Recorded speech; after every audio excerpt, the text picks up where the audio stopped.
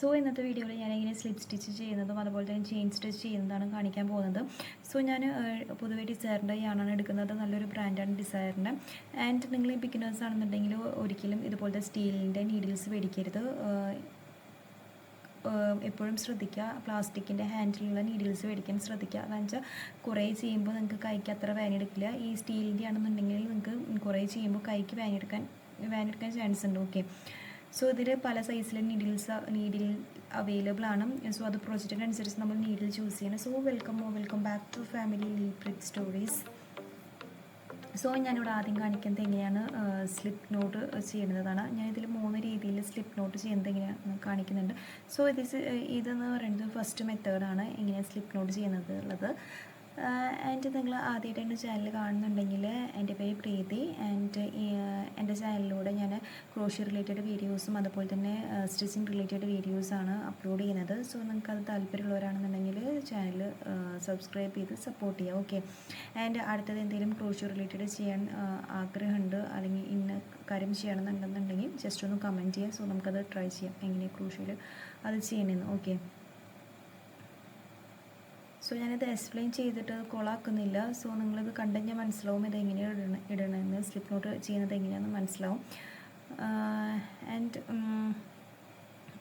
And ഇതിൻ്റെ last ഞാൻ ഈ സ്റ്റിച്ചസിൻ്റെ അബ്രിവേഷൻസും അതുപോലെ തന്നെ സിമ്പിൾസും ഷെയർ ചെയ്യുന്നുണ്ട്. അതും നിങ്ങൾ മനസ്സിലാക്കി വെക്കണം.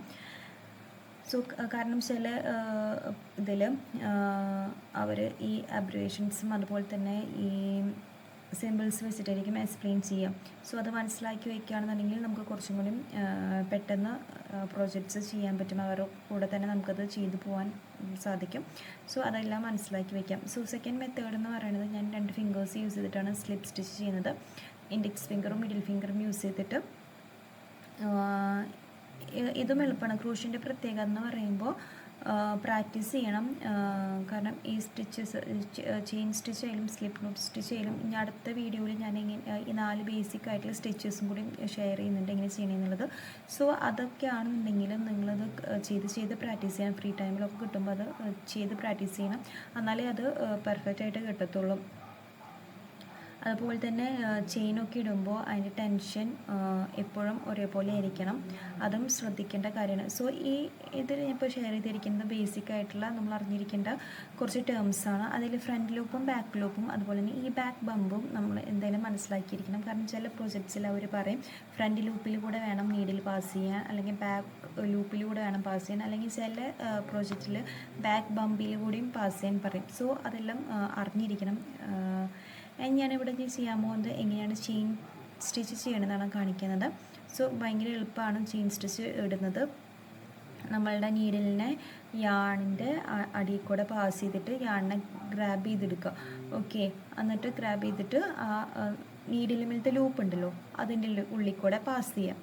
ഓക്കെ, പിന്നെ നമ്മളെപ്പോഴും ഈ ക്രോഷ്യ പ്രോജക്റ്റ് ചെയ്യുന്നത് ചെയിൻസാണ്. ബേസിക് ഫൗണ്ടേഷൻ സ്റ്റിച്ച് എന്ന് പറയുന്നത് ചെയിൻ സ്റ്റിച്ചാണ്. അപ്പോൾ ചെയിൻ സ്റ്റിച്ച് പ്രോപ്പർ ആണെന്നുണ്ടെങ്കിൽ നമുക്ക് ചെയ്യണ പ്രോജക്റ്റ് നല്ല ഭംഗിയുണ്ടാവും. ഓക്കെ, അപ്പോൾ എപ്പോഴും നിങ്ങൾ ബിഗിനേഴ്സ് ആണെന്നുണ്ടെങ്കിൽ ചെയിൻ സ്റ്റിച്ചൊക്കെ ഇട്ട് പ്രാക്ടീസ് ചെയ്യാം.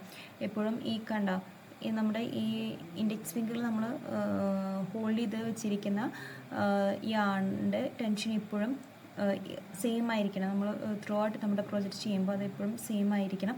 ഇപ്പോൾ ലൂസ് ആണെന്നുണ്ടെങ്കിൽ ഇതുപോലെ വലിയ ചെയിൻസ് ആയിരിക്കും വരിക. ഇപ്പോൾ നിങ്ങൾ അത് നന്നായി ടൈറ്റ് പിടിച്ച് ടെൻഷൻ നല്ല ടൈറ്റിലാണെന്നുണ്ടെങ്കിൽ എന്തായിരിക്കും, ലൂപ്പ് ടൈറ്റ് ആയിരിക്കും. അതിൻ്റെ ഉള്ളിൽ കൂടെ നമ്മുടെ നീഡിലിനെ പാസ് ചെയ്യാൻ ഭയങ്കര ബുദ്ധിമുട്ടായിരിക്കും. സോ എപ്പോഴും ശ്രദ്ധിക്കേണ്ട കാര്യം നമ്മുടെ ഈ ടെൻഷൻ സെയിം ആക്കി വയ്ക്കാൻ നോക്കുക. ഓക്കെ,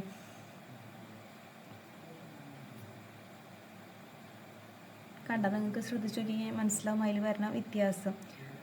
സോ അത് എപ്പോഴും ശ്രദ്ധിക്കുക.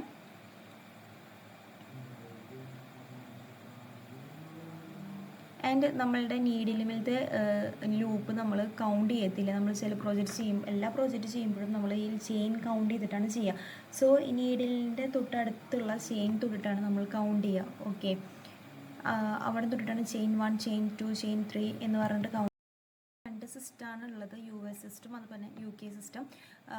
നോർമലി എല്ലാവരും US സിസ്റ്റമാണ് ഫോളോ ചെയ്യുക, അതിൻ്റെ സിമ്പിൾസാണ് ഫോളോ ചെയ്യുന്നത്. അത് എല്ലാവരും പ്രോജക്റ്റിൽ മെൻഷൻ ചെയ്യും ഏത് ഇതാണ് ഫോളോ ചെയ്യുന്നത്, അതും നിങ്ങൾ ശ്രദ്ധിച്ച് വയ്ക്കുക. ഓക്കെ, സോ അത്രയേ ഉള്ളൂ ഇന്നത്തെ വീഡിയോ.